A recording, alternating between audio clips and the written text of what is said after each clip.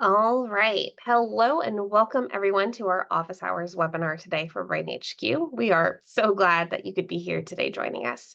My name is Stephanie and I am a multimedia specialist within the customer delight team. Now, my co-host today is Dr. Henry Monka. Henry, you want to pop in and say hi? Hey everyone. Hey Stephanie. So Henry is a repeat host here within the webinar series, but for those of you who aren't familiar with him, Henry earned his PhD in neuroscience at the University of California, San Francisco, where he studied brain plasticity with our co-founder, Dr. Michael Merzenich.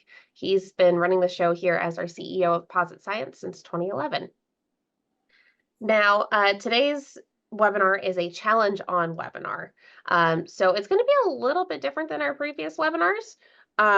This is going to be our third version of the challenge on webinar. And in previous iterations, we've prepared presentations about specific exercises, which has been really helpful for a lot of people. But there are always so many people that are like, hey, I need help with this one, and I need help with this one, and you guys didn't get a chance to talk about it. So this time around, we wanted to try and treat this like an actual sort of like office hours session.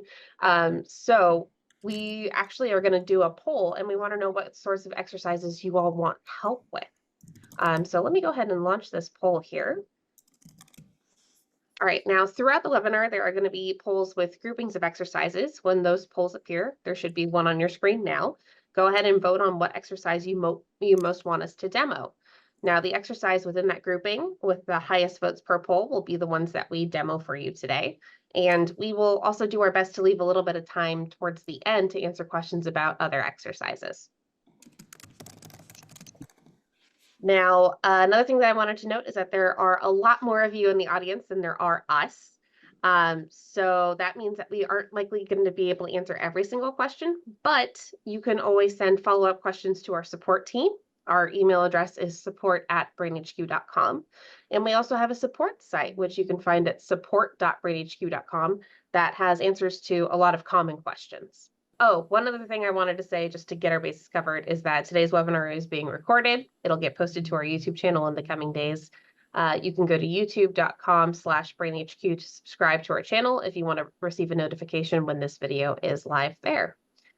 You can also find our previous challenge on webinars there too. So if you want to see demos of exercises that we didn't get a chance to cover today, we would encourage you to check those out. Stephanie, I'm kind of impressed by this poll. I thought there would be some sort of clear winners and some clear losers, but we have people who have questions on just about every single one of these exercises. Yeah, I am also very, very intrigued by that. It's really close. I'm actually very surprised. Okay, so the first poll, we have target tracker, freeze frame, eye for detail, mind's eye, face facts, and juggle factor. And we have a three-way tie between target tracker, face facts, and juggle factor. um, I don't know, Henry, is there oh, it looks like target tracker just pulled in the lead a little bit there. Um, let's uh let's give it another second here to see if we have any truly obvious winners. This is riveting, actually. All right, go ahead and make the call. Yeah. All right. So it looks like we're at 22% for target tracker. So let's go ahead and call it there. All right. So what I'm going to do is I'm going to go ahead and share my screen and share my training window here. All right. So you guys should be seeing the BrainHQ landing page now, correct? Yes. Okay, fantastic. Okay, so I guess let's go over Target Tracker. So Target Tracker is an exercise from our attention category. So I can either select it from this menu down here, or I can click on Explore All Exercises. I'm going to take the shortcut and click on Target Tracker down here. Yeah, I just want to jump in real quickly as you're doing that. A couple people in the Q&A are saying, what about my exercise? We have several polls coming up. So if you haven't seen your favorite exercise yet, we will probably have a poll that's going to hit on that exercise. Yeah, absolutely. So we grouped the exercises into like 4 different groups. And so if the exercise that you want help with wasn't in that first one, it'll show up in one of the other ones. All right, so target tracker. Let's go to level 1, stage 1. So when you first encounter target tracker, this is going to be the level that you first encounter. let's go ahead and actually just walk through the tutorial here. So what's going to happen is in Target Tracker, there are going to be a number of objects that appear on screen. In this first level, it's going to be bubbles. The bubbles are going to start to move around the screen. So we see 1, 2, and they sort of wiggle around, and other bubbles appear on the screen at the same time. And we have to keep track of the original 2.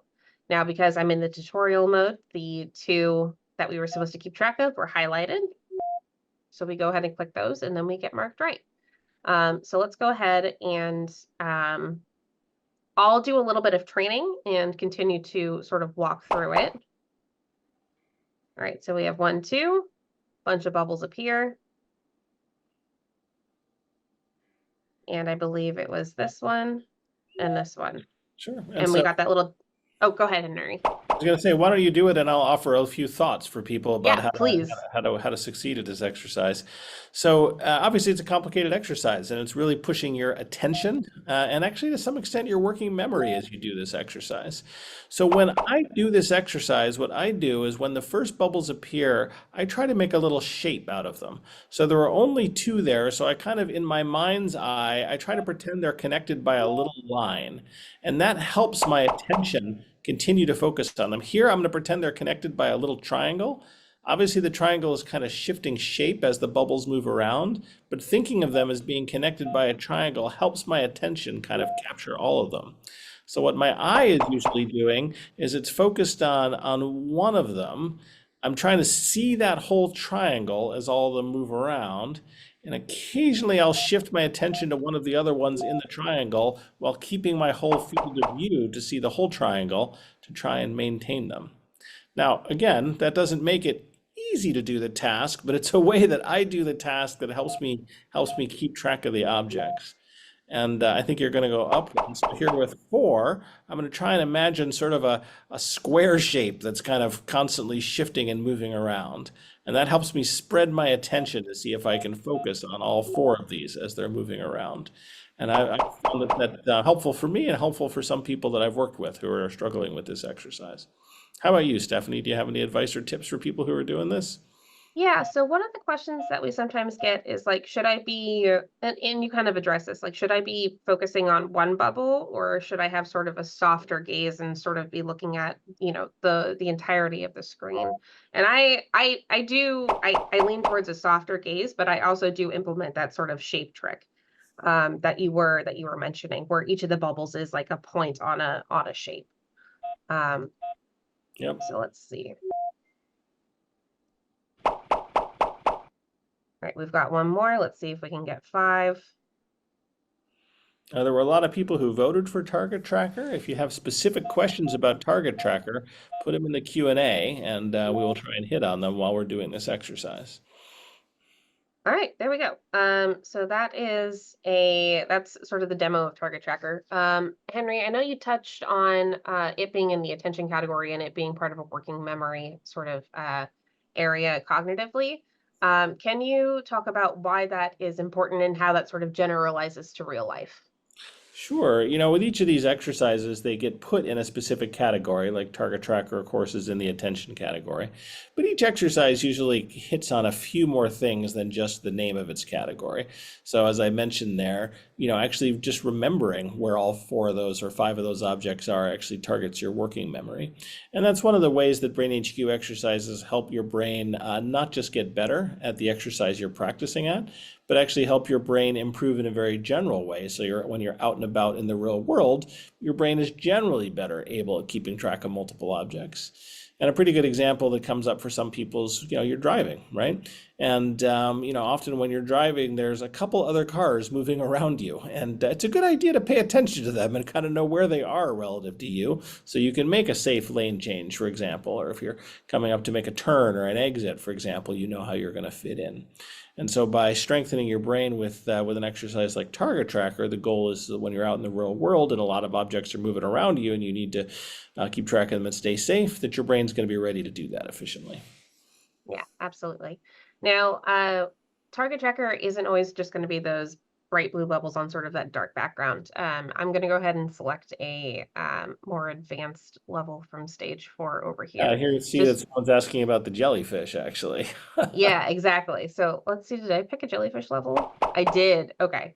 So you can see here that they are moving a lot faster. They are moved out to the sides of the screen. Um, and the jellyfish are a lot harder to keep track of on a sort of lower contrast background than those previous bubbles were. Yep. So that is definitely those are several of the ways that target tracker gets more difficult over time. And I see that someone asked actually, hey, when they're so lightly colored, it's harder to track. Could we make them darker? And the answer is we could definitely make them darker, and that would definitely make them easier to track. But we're trying to train your brain, and they are harder to track this way because often when you're out in the real world, the things that you might need to track, they might not be brightly colored objects on a dark colored screen, right? They might be, well, visual conditions more like this, where it's a little bit hard to pick out what's around you. And it gives me the opportunity to call out, that's fine. Let's say you can track 4 or 5 objects when they're the bright blue bubbles on the dark black screen. And then you come to this jellyfish level and maybe you can only track 2 or maybe 3. That's completely fine. We want your brain to be pushed hard on this jellyfish level, and if that's just 2 or 3 compared to you're used to getting 5, that is a-okay. It doesn't mean that you're worse at the exercise, doesn't mean that your brain's getting worse. It means that you're on a really demanding level, so of course you're going to get fewer objects that you can track. But that means that the level's even more useful as far as helping your brain get ready for the kinds of things you're going to have to do in the real world. And just about every BrainHQ exercise is like that, where as you go through the levels, they're going to get harder and you might get a worse score, and that's completely fine. As long as it's pushing your brain, you're training your brain in the right way, and you're probably hitting a level that needs to be more challenging. So I don't want anyone to feel bad when they come to the jellyfish level and they get tracked 2 or 3. That's probably exactly what your brain needs to be optimizing its health and its performance. That's what you should be working on. Yep, exactly. Now, what I will say is that there were in the poll, Juggle Factor was pretty much tied with Target Tracker, and I like to think of Juggle Factor as kind of the older sibling to Target Tracker, if you will. So Henry, if it's all right with you, I do want to touch on Juggle Factor since that was also Sure. kind of in the same category. I want to hit on 2 of these target tracker questions that I see Yeah, in the please. Q&A. So one person asks, hey, do you get a better score if, let's say you're trying to track 4 objects and you get 3 of them right, and just that last one you don't quite capture, do you get a better score? And the answer is, unfortunately not, right?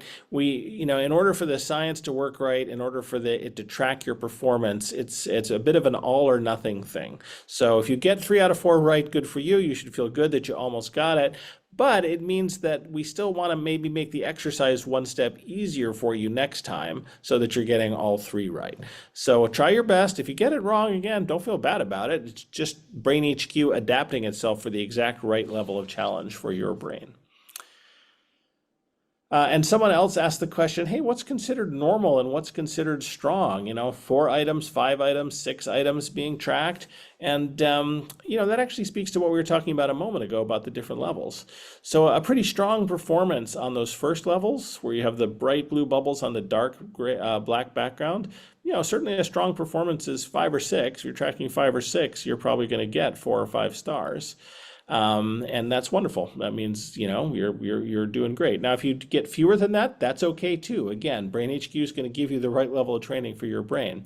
But what is a strong performance is really going to be different on different levels, right? 5 or 6 might be considered a strong performance on those first levels, but frankly, 3 or 4 is a pretty strong performance when you get to those jellyfish levels because they're meant to be harder.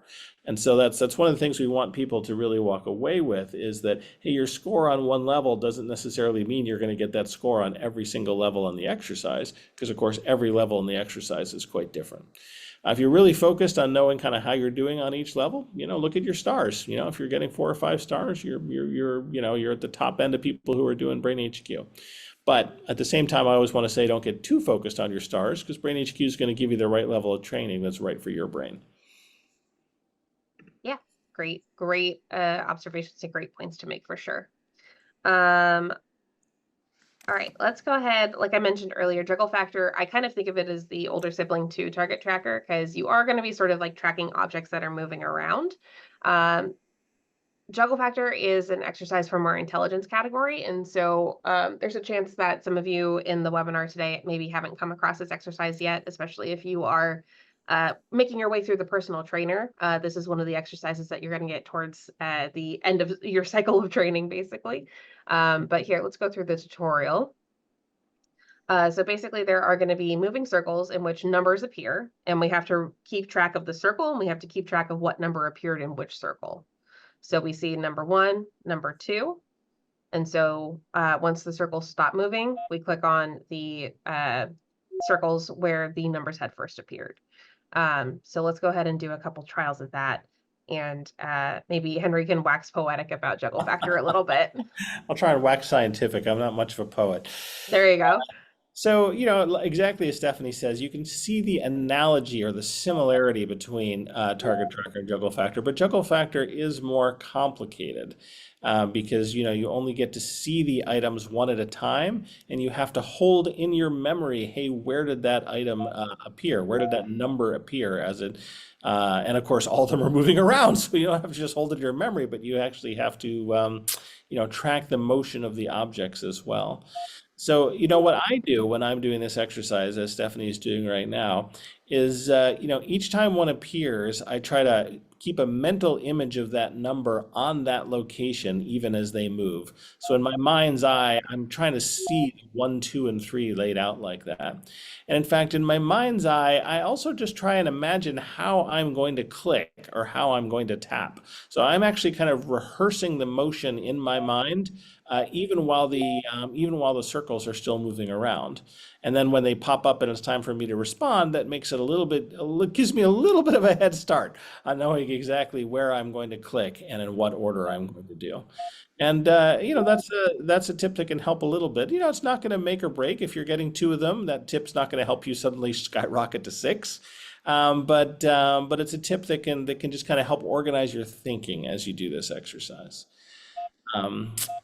And particularly in a moment, I'm sure Stephanie's going to go on to demonstrate a more challenging level of this exercise.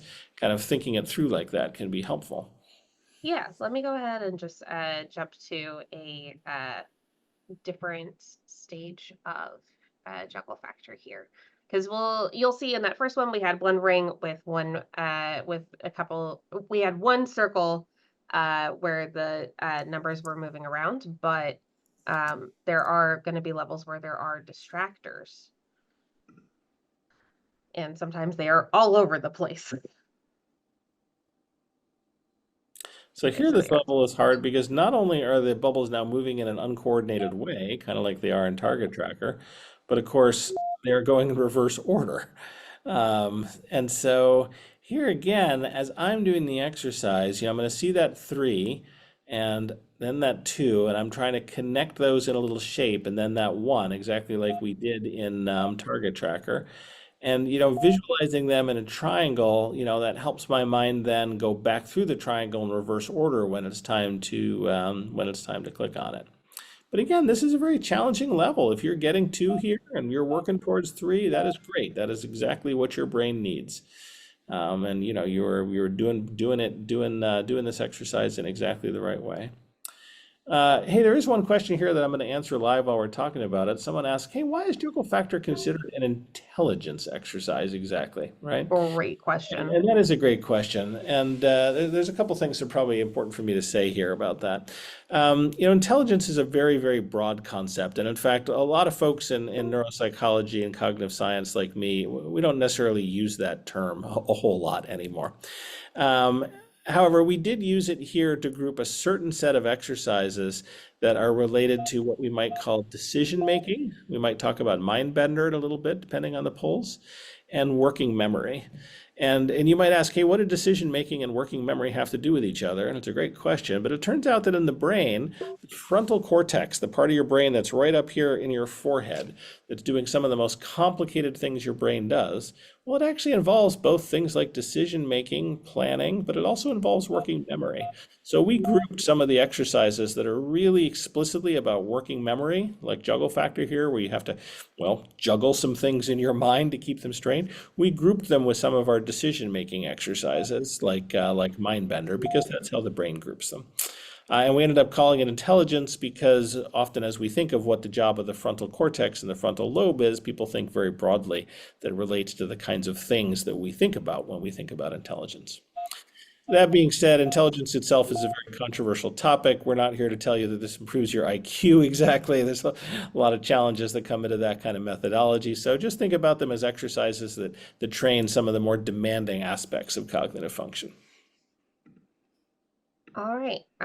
So if we have any other questions about Juggle Factor, we should take those. Otherwise, I am going to go ahead and move on to the next poll so we can figure out which exercises we should work on next. Fantastic. All right. I think that covers most of the bases. Let me get the poll up and running and I'll double check here. Let's launch this one. All right, so we have a second poll, should be popping up on your screen now. These are going to be exercises that have an auditory component. So these exercises listed are mixed signals, sound sweeps, fine tuning, memory grid, syllable stacks, to-do list training, here, in the know, and auditory ACE. So let us know by answering that poll which one you would like us to work on next. And then I will keep scouring the Q&A to see if there were any questions that we had missed.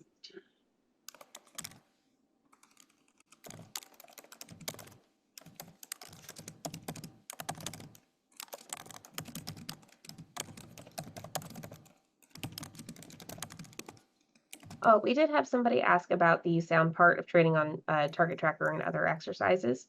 This was something that I had intended to mention back when we were doing target tracker. But when you get answers right in BrainHQ, you get that little ding sound, or that sometimes you get the little firework animation. So those are both designed to tell your brain, hey, that is a good thing. We did that right. We want to keep doing it. And that's part of the system that keeps rewiring your brain as you were training with BrainHQ. So the sound in those exercises, although not required, can be helpful. Whereas the exercises that we're going to be talking about next, it looks like are all going to have an auditory component where that is going to be kind of the primary focus of the exercise. All right, so let's see. We've got, all right, it looks like we have 100% of people answered. So let me go ahead and end the poll there because we're not going to get more than that. And it looks like our winner is going to be sound sweeps. All right. Okay. So let me go ahead and pull that up.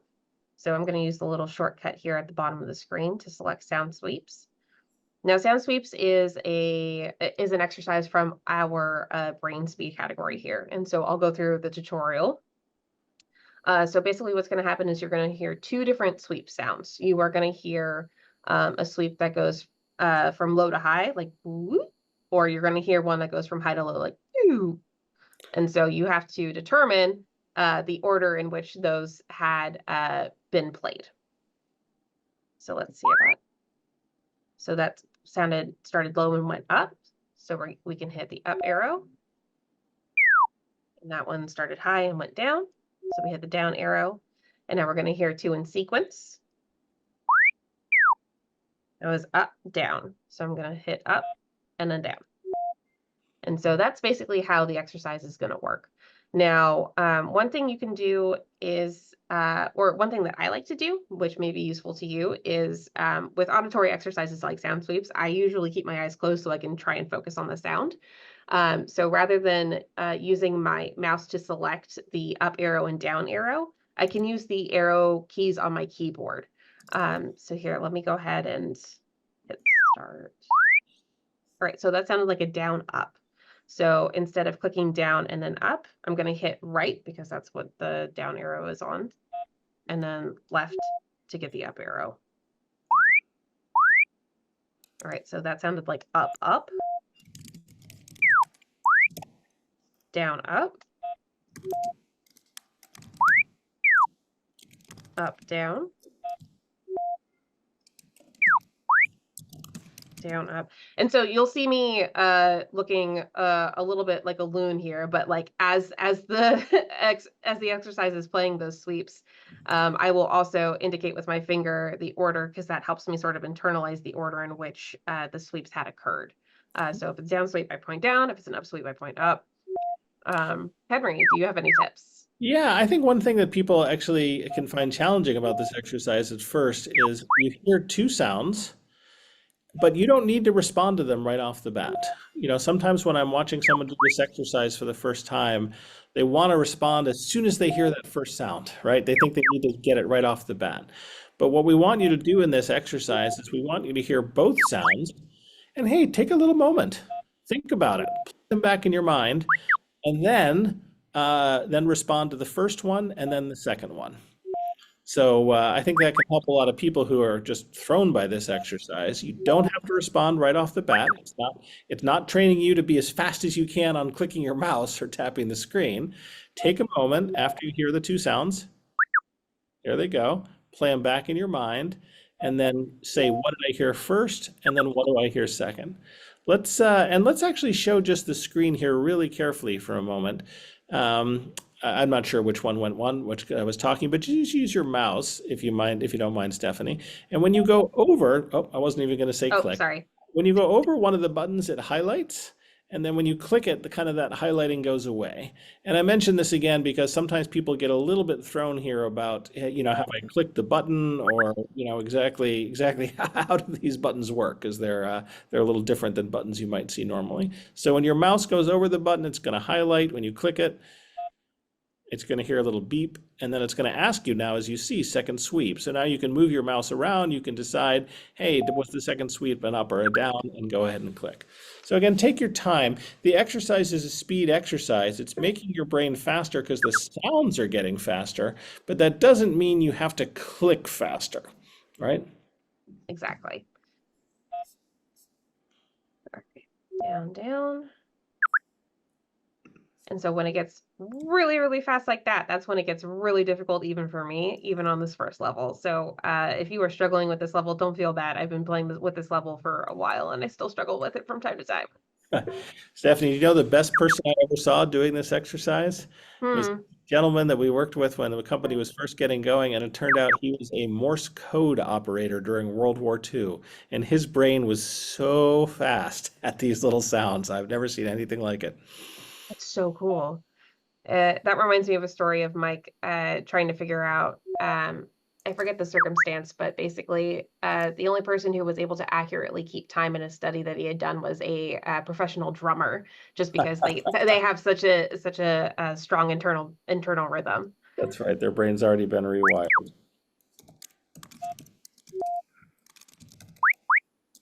All right. So let's see if we have any questions about sound sweeps. There's someone asking about hearing impairments. And, again, a little bit like the jellyfish. Let's say you have a hearing impairment, maybe you use hearing aids. Maybe these sounds are a little bit harder for you to hear than someone else who's your age or in your condition. That is totally fine. And again, I'm just going to emphasize again, the goal of doing BrainHQ is not that every single person should get 5 stars on every single exercise and every single level, right? The pattern of exercises that you find easy and hard, that might be very different than the pattern of exercises that I find difficult or hard or easy or challenging. And hey, if you have a hearing impairment and these sounds are a little bit harder to hear, fine. You might score, 2 stars or 3 stars instead of 4 stars or 5 stars. But that's okay because BrainHQ is still adapting to your unique brain and your unique hearing. You're still being pushed at exactly the right level of challenge for your brain. And that means your brain is getting the training and the stimulation it needs. So, hey, maybe you're the person who gets 5 stars on target tracker because you have great ability to track visual motion, and you're getting 2 stars on auditory sweeps like this because maybe you have some hearing issues. That's okay. BrainHQ is going to give you that adaptive training. It's going to make it exactly the right level of challenge for your brain. Just keep pushing on it, and you're doing the right thing. Yeah, it looks like Susan said, "Hey, I find this exercise really frustrating because when the two, it sounds like the two sounds are the same. I really have difficulty determining whether it was up or down, especially when it gets faster. Is that normal? Yeah, absolutely. Like I was saying, especially when it gets really, really, really fast and those sounds are coming at you at, 32 milliseconds, for example, these fractions of seconds. That is where your brain is going to be really, really challenged. And so if you are having difficulty with it, like Henry was saying, it's okay to get stuff wrong, because what's going to happen is all of the exercises are adaptive to you. So if you are, at a, 2-star level on a good day, that's okay. That's just where you're at. All right, we got 2 more left. Let's go ahead and knock this one out. I was not paying enough attention to that last one, but here we are. Okay, I got 3 stars. So not too mad at that, given the cognitive load from having to read questions and also listen to what Henry was saying. So that's how I'm talking my way out Blame of it it. on me. That's okay. That's okay. Yeah. All right. So let's see. Oh, Donna had asked a question. Can you show what you do with your hands as you first listen? I've been trying to do it here and I think it will help. Oh, okay. Let me just go ahead and very quickly load that exercise up again. All right. So I heard and I heard the sweeps go up, up. And so what I do is I motion with my finger sort of up, up. So that way I know that's what I need to do. Okay, so that's another up, up. That was a down, up. Down, down. So basically that's one of my personal tricks that I do. And that's another down, down. It especially comes in handy when you get to those faster levels where those sounds are very, very short. The other thing that helps me is trying to, there are 2 other things that sort of help me with sound sweeps. One is sort of like humming the noises back after I hear them. And then that helps me figure out if the start of the tone was higher or lower than the end of the tone. And that sort of indicates the direction of the sweep for me as well. So those are my other 2 tips for sound sweeps. Yep. And there was one question that came by, and I have to admit I hit the wrong button here, so I apologize for that. Someone asked, "Hey, do these auditory exercises, do they actually improve hearing?" And there's actually, I'm a scientist, obviously. I study this kind of thing. We have a wonderful collaborator at Northwestern University in Chicago, and she's run several studies now looking at the BrainHQ auditory exercises and showing that, hey, they actually do improve hearing. And in particular, the way they improve hearing is they improve your ability to hear in noisy environments. So often if you're out at a restaurant, for example, you might be talking with a friend, there could be a lot of background noise, and hey, we've all had this experience, right? It's a little bit harder to hear, you kind of have to lean in a little bit, you miss things sometimes. And by training your brain with these auditory exercises, what these studies showed is that people actually improved their ability to hear in background noise and those kinds of difficult listening environments. The brain could pick out those speech signals more quickly and accurately. So great question. And yeah, we're really excited to have seen those scientific results. Stephanie, I also want to mention, I see a few people raising their hands, and I want to say that, hey, the way this webinar works, just because the way Zoom works, is we're not actually able to go to live audio from people who are on the webinar. So if you're raising your hand with a question, I want to encourage you to go ahead and click that Q&A button at the bottom of your screen and put your question in there, and that we will get to it. We're not able to go live to take live questions right now. Sorry about that. Thanks. So type in that question. We want to see them. Yeah, absolutely. All right, so let's go ahead and move on to the next poll, I think.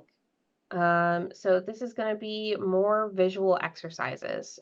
So these are basically the visual exercises we had to break up into 2 different groupings here. This is the second one. So the options here are divided attention, Hawkeye, visual sweeps, scene crasher, recognition, and mental map. So let's see what y'all want us to work on. It looks like mental map is taking a lead here. I saw a question about that a moment ago. Which, yeah, kind of to be expected. So that's no problem. It looks like we've got 60% of people who have voted so far, so we'll give it another minute here. All right. right, let's see. Oh, Edna had a question. Any advice on using tablets as opposed to desktop, referring to all exercises, not specifically sound sweeps? Yeah, so my sort of advice for tablets, it varies from exercise to exercise, but for exercises like sound sweeps where you have um, buttons on both sides, rather than holding the iPad in one hand and then like using or holding the tablet in one hand and then using one finger to push various buttons. I like to hold the tablet with two hands and then use my thumbs to push buttons. That feels it feels like when I do that, I'm less likely to accidentally like slip and hit the wrong button. Um, I would also recommend, I mean, tablets and computers, both. I prefer training with headphones. It just helps me stay focused. So those are sort of my two specific recommendations. But if there are questions about, how to use a specific exercise on a tablet, let me know. Put it in the chat. I'm happy to answer that. Yep, just because Um, the way Zoom works, we're mainly able to demo for the web exercises here, but we yeah. want to take specific questions that people have. I've been actually training almost entirely on my phone for the past few months because we've been releasing some new features on the phone, and so there may be some specific issues there we want to tackle. All Okay, right. So we have a winner here. We do have a winner, yeah, don't we? mental map Uh, long and away, way I'm- ahead of everybody else. So let's go ahead and bring up mental map. that's great. Men I love this exercise. I actually do too. Yeah, so let me go ahead and cue it up. So mental map is one of the navigation exercises. So again, if you are maybe sort of newer to BrainHQ and the personal trainer may not have put this in your schedule yet. But basically what's going to happen is there's going to be a grid with some signage. The signage is going to disappear or move around and then disappear, and then and it's going to, actually, let me rather than talking about it, let me actually just go through this Yeah, how tutorial about and show you.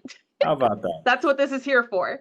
Okay, so you're going to be shown a number of signs in the grid. You need to remember the locations. So up here we see a green, sort of like a bus and taxi sign, and then down here we see a brown and white campground sign. So what's going to happen? So you need to remember that the relationship between these two signs. There's a space in between them. So we hit next. Those signs disappear. Campground sign reappears. The whole thing flips around, and then we have to take that sign and put it where it should go. So that's this beginning level of mental map. So this one is going to require a little bit of concentration. So I'm going to toss this to Henry to, I guess, wax scientific on it some more. Sure. So why do we do this, first of all? Yeah. This kind of ability around mental rotation. So I should say it this way. This scientists call this kind of ability mental rotation, and that means you can take an image in your mind and again using just your brain, you can rotate that image and see it from a different angle or a different perspective than we did before. There's another BrainHQ exercise that targets this exact ability, which is called right turn, and we may talk about that later. We'll see. So why is this important for navigation? Well, and then why is it important for brain health? Well, it's important for navigation because often when you're navigating, right, someone might have shown you a map, and the map, might have a certain orientation to it, and you can look and you can see, I need to go this way, and then I need to turn left, and I need to walk blocks and then turn right again. But of course, in the real world, as you do that, each time you shift your orientation, you have to shift your mental map of where everything is in relation to that. For example, if first you went straight and then turned right and then turned left, once you've turned right, everything on the map is now turned right as well. And so it's very important for your brain to be able to do these kinds of mental rotations and changes in perspective. It's also really important for brain health because that navigation, your ability to move through the world and the cognitive skills that requires, somewhat amazingly, that involves exactly the same part of your brain that's involved in forming new memories, which is called the hippocampus. Now, you might have heard of that before, you might have not heard about that before, either way is fine, but it's sort of remarkable that the part of the brain that we all use when we're forming a new memory, let's say we've met someone and we've learned their name, or maybe we've been to a class and we've learned a new fact or a new book or a new author, all that information gets processed by the hippocampus as it's getting turned into a long-term memory. And then remarkably, as you're walking around the world and as you're navigating and finding your way to places, whether it's a place you've been before a lot or a new place, that actually involves your hippocampus as well. And so we built these class of exercises in BrainHQ to train navigation specifically, but also because we wanted to have exercises that are designed to engage and strengthen the way your hippocampus works, because it's so important for brain function. Now, that's a lot of science behind it. Should I say a little bit about how I do this exercise? Yeah, absolutely. And I can also jump in with sort of my techniques here. So just go, don't do anything yet. Let's just start with Okay. this. So let's say we were starting right here. And, we know these things are going to rotate and flip around and slide back and forth. How can we keep track of it all? So before I hit start, I take a good look at these and I first of all form a really strong idea in my mind. Hey, one of them is sort of a handicapped placard and one of them is an airplane with an arrow pointing on it. And what I think about very carefully is what is the relationship between these two? So I know there's one empty space between them, so that's always going to be true. And then I also notice that, hey, the direction that the handicapped placard is pointing, if that person in the wheelchair were to roll forward, for example, they're going in exactly the same direction in this particular case that the airplane is going. Now that's just true this one time, right? The next one's going to be different. But I keep those two thoughts in mind. Whatever's going to happen here, there's going to be an empty space between them. They're going to and the handicap placard is pointing in the same direction as the airplane's going. So let's go ahead and click start. Okay, one of them vanishes. Well, they both vanish here, and then one comes back, the handicap placard. They flip around, they rotate. Okay, so we can look at this and we can say, okay, well, I know there's got to be one empty space between these two things. And I know that the handicap placard's got to be pointing in the same direction as the airplane's going to be pointing. So where does that help us put it, Stephanie? Perfect. I would guess right? right about there. That's exactly right. So that's a way that, again, and that's great exercise for your mind. You're not cheating on the exercise if you do it this way, right? This is part of engaging your brain's navigation abilities and your hippocampus and so forth. So here, let's do one more like this. Again, same issues. No space between them this time. They're pointed in the same direction. And I also notice that the handicap placard's head is on top. And, in that sense, the airplane is also right side up as well. And so whatever direction is right side up for the airplane or the handicapped placard, it's going to be right side up for the other one as well. So let's click start. They go away. One comes back. There's the airplane. It spins around, it flips around, it slides. Oh my goodness. Okay. So we know there's no empty space between these two. And we know that right side up, so to speak, for the airplane is the same direction as right side up for the handicap placard. So where does that help us put it, Stephanie? So this one feels a little bit easier just because there wasn't any shifting of the tiles around. The middle always kind of stays in the middle unless it gets moved around. So this feels good to me. Yep. All right, there we go. So that is a level of mental map that we went through. Now, mental map does, as you would probably assume, get a little bit more challenging. So I'm gonna let's go big or go home. Let's go for the last level of mental map and see what we can get ourselves into here. I don't know what I'm about to get into, so let's find out together. Okay, so I've got a plane with the arrow pointing down, and I've got a no smoking sign that is upside down, and there is a space in between them. So I can sort of assume that I'm dealing with tile orientation as well as where each tile is going to go on the grid. Yep, and okay. huh. So okay, so that turned. Okay, so the arrow needs to be going this way. Hey, we got it. Okay. let's do one more. So Yeah. don't hit start yet. Again, Yep. the way I would look at this is, again, we have the no smoking placard, in this case, the camper. And I look at this and I say, okay, there's going to be a space between them and they're not on the same row or the same column. So that's important. And I would look at it and I would say, okay, I see the smoke is coming off the cigarette. on one side. And if I look at the camper, that's actually the top side of the camper. So however they end up, if I see the top side of the camper or if I see the smoke coming off the cigarette, I know the orientation of the other one in that way. So let's see if that helps me. Give it a go. All right, let's give it a go. All right, so we got the camper. Okay. Okay. So we know that, like Henry said, the cigarette smoke is going to be going up in the same sort of direction that the camper is. So that tells me that it's going to be this tile here. Yep. Now, we also need to remember that the grid, when it rotated, the tiles didn't move. And so we know that the no smoking sign is going to be one column or row removed and on the opposite side. So I think that's going to put us here. Fantastic. Good job, There we Stephanie. go. So these are hard, right? You're not going to get everyone right. Lots of steps. Stephanie's doing remarkably well. You're not going to get everyone right, but by doing these, you are engaging those navigational abilities, and you are engaging your hippocampus in exactly the way that we want you to do it. So, yep, great. All right, so let's go to our last webinar poll here. So these are definitely the trickiest exercises that are in BrainHQ. And I know this because these are all ones that we have previously demoed in our previous challenge on webinars. But since some of you would like a live demonstration or like the opportunity to have questions about a specific answer or a specific exercise, excuse me, answered live, all of them are here ready for you to vote on them, and then we will go ahead and demo those. So the options here are going to be double decision, right turn, optic flow, face-to-face, true north, rhythm recall, card shark, and mind bender. And I think it comes as no surprise to you or me, Henry, that true north is well in the lead so far. Oh, well, what an exercise. Well, let's see. Let's see. Maybe someone else is going to come in. But let's give it a go. I mean, True North has a third of the vote so far.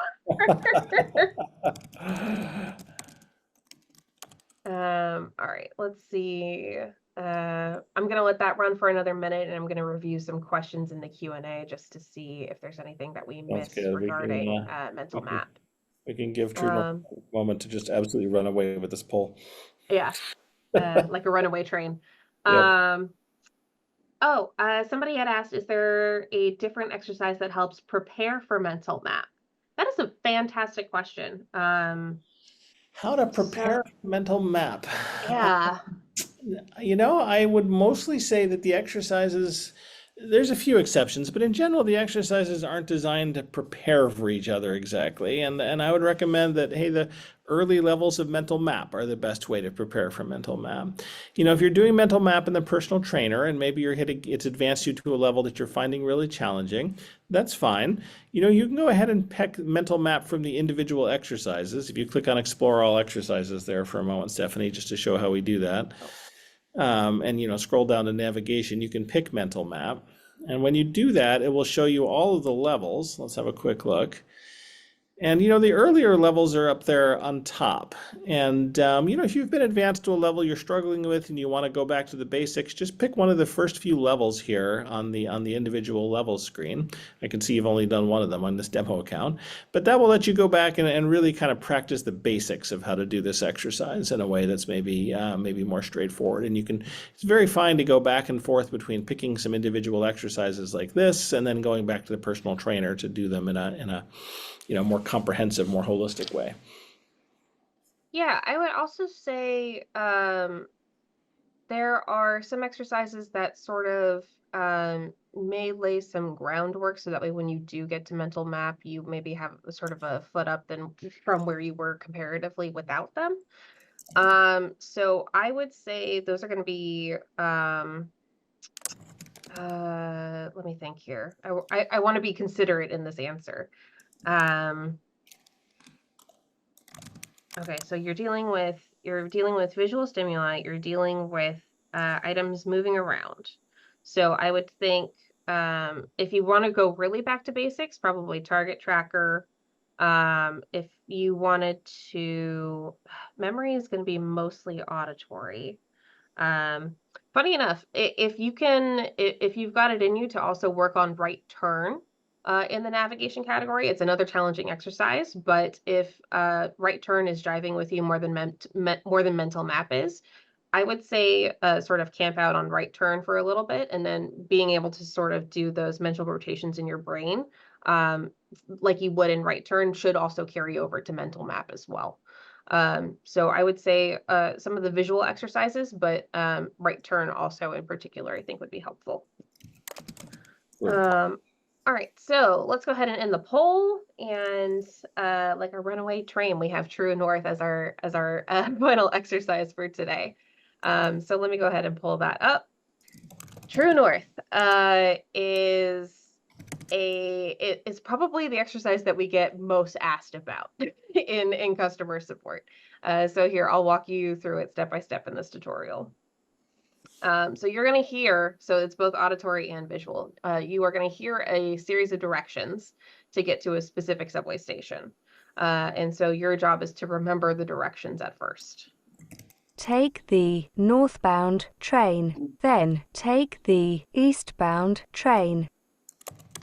Okay, so I know, because of this compass down here, that I need to take a northbound train, and then remembering the directions, I need to take an eastbound train. Okay, so the northbound train is selected here. The arrow on top of the train is indicating what direction the train is going to be leaving in. So we want to take the northbound train.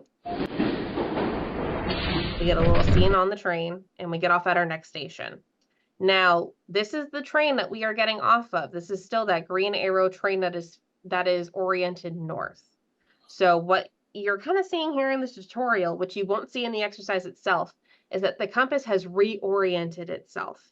So north is now towards the bottom of the screen.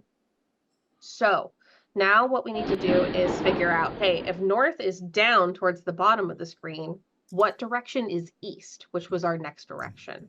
And so we have it selected here that east is going to be this direction. And then we get to our final destination. So there are a couple of tricks that I like to do when going with True North. Let me get my little note here. Okay. So if you are having trouble with understanding how the compass rotates just at the beginning, this is sort of a learning tool to help you figure out how to rotate the compass. Once you figure out how to rotate the compass in your mind, I would encourage you to drop this tool, because it's not going to be serving you anymore. But I have a little sticky note with a little compass rose that I put on it, right? And so what happens is, here, let's listen to the directions. Take the eastbound train, then take the southbound train. Okay, so I need to take an eastbound train, right? So I will actually put the sticky note on my screen. You guys aren't able to see it, but I need to take the eastbound train. I know east is going to be heading that direction, so I click on it. And then what happens is east is now facing the bottom of the screen, so I rotate this compass. Right? So east went that direction, and then on this next station, east was exiting towards the bottom of the screen. So I rotated the compass, so east is now at the bottom. Now I need to take a southbound train. So now I know if this is east, then this is south. So I need to pick a train that's going that direction. So that is what I call my sticky note, or my cheater sticky note. It's really handy when you are first starting with True North and you have a hard time rotating that compass in your mind. It is one of the most difficult things. It's the thing that is what trips people up the most about this exercise. But once I do want to emphasize this. Once you understand how to rotate the compass in your mind, you want to stop using the sticky note. You want to because it's not serving you. It's not benefiting you as much as it would be otherwise. So let's do another level. Take the eastbound train, then take the southbound train, then take the westbound train. Okay, so we need to go east, south, and then west. So we have our compass down here. north is always going to be oriented towards the top of the screen at the at this first trial. So we know east is going to be this direction.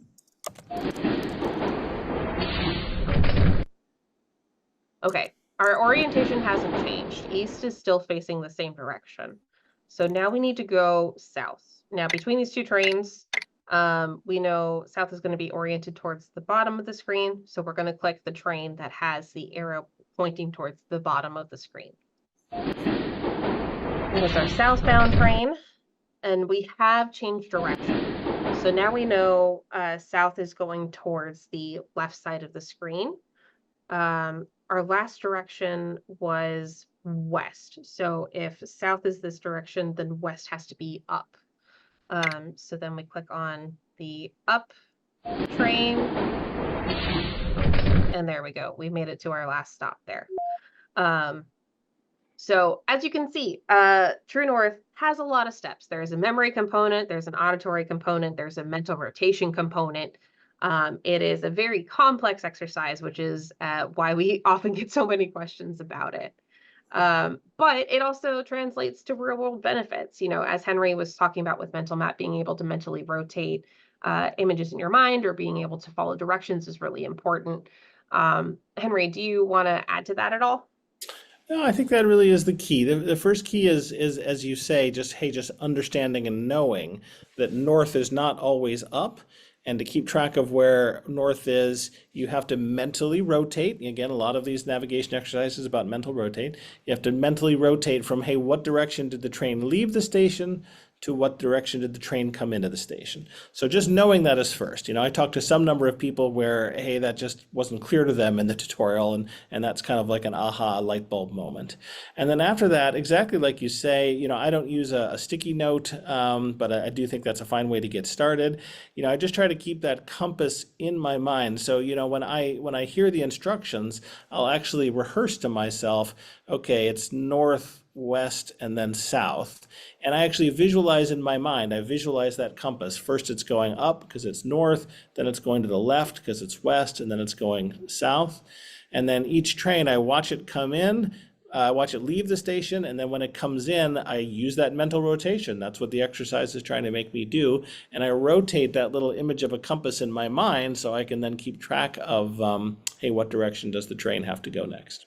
So it's a challenging exercise, but hopefully those tips will help you a little bit if you've been struggling with it. Yeah, absolutely. We do have a couple of people that wrote in questions. Hey, is it bad to write down the directions? Or is it okay to write down the directions first as they're being said? So again, I kind of treat writing the directions down the same as I do the sticky note. It feels a little bit like a tool when you're first, you know, learning how the exercise works. But one of the main components of True North is being able to remember those directions. And so you really do want to work towards being able to remember those directions and keep those directions in your mind while simultaneously, you know, flipping that compass around and figuring out your new orientation. I think that's a great way to put it. You know, if it helps you get started on the exercise, because it is a complicated exercise, Yeah. that's why we're talking about it today. You know, if it helps you get started to take quick notes, you know, north, south, east, west, that's fine. What I'd like to see you do is try to graduate from taking those notes to just rehearsing that in your mind. So instead of writing down north, south, west, west, for example, just start to recite that in your mind a little bit. Okay, north, south, west, west, north, south, west, west. Just practice saying that to yourself a little bit to help keep that in your working memory. And if you can graduate from taking a quick note to rehearsing it in your memory, well, hey, at that point you're exercising your memory, which is part of what True North is trying to do as well as your navigation. And I think that once you're rehearsing it in your memory like that, it's going to come a little bit more naturally to give the answers as the trains go in and out of the stations.